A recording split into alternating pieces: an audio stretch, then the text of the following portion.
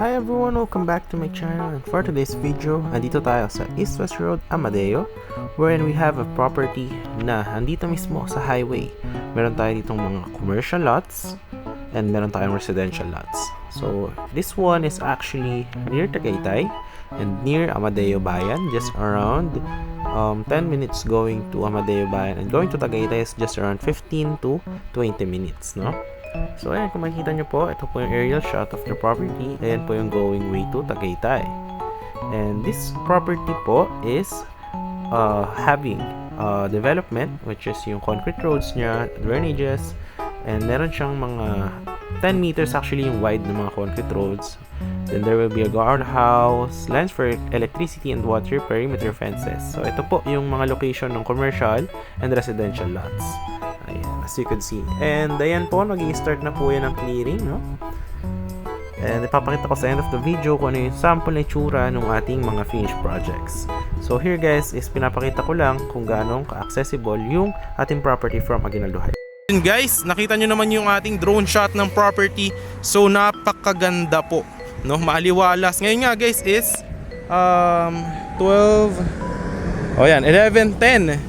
11:10 AM, and napakaganda ng weather dito. Hindi po siya mainit, and then at the same time hindi rin siya binabaha dahil this property is 300 meters above sea level. Sa Tagaytay po is around 400 to 500 meters above sea level. So ayan guys, napaka-accessible, and ayan na siya, mataba rin yung lupa. If mahilig ka mag-plantito or plantita, is perfect na perfect to para sa'yo. It's free transfer of title, and so ayan siya. But for now, ipapakita ko naman sa inyo kung ano ba yung magiging sample na itsura nitong ating property after development, no? Kapag matapos siya.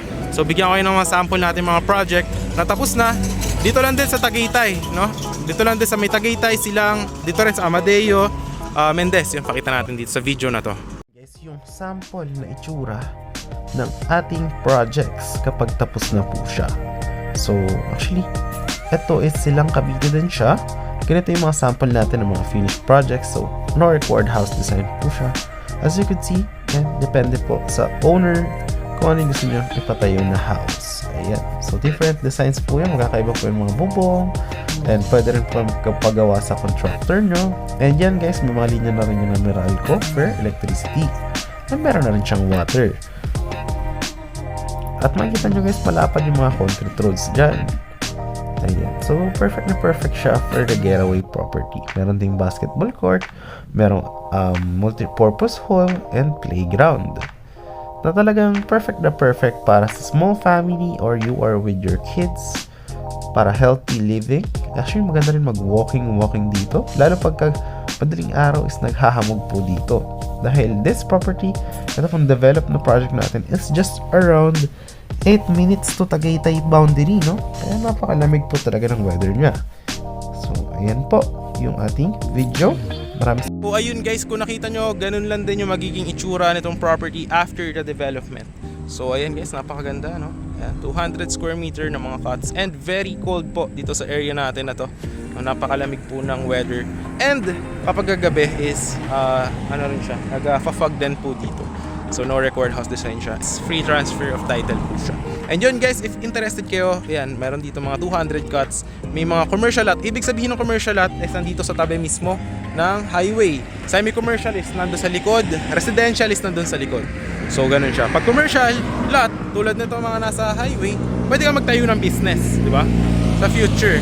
Kasi napakaraming dumadaan dito. Ayan o, mapapansin. So marami po nadaan dito ng mga sasakyan. So kung bala kong magtayo ng business sa future, then maganda yung commercial lot yung kunin mo. But if you want just yung leisure or parang vacation lot lang, is I suggest you just get the residential lot. So yun guys, maraming salamat sa panonood. I hope you do want this one. Actually like this one, kindly hit yung thumbs up, like natin ang ating video, and share nyo rin to other people na naghahanap ng lupa malapit sa Tagaytay. And once again guys, this is John Crich, and I hope to see you in the next vlogs, and thanks for watching. God bless po sa lahat. Bye-bye.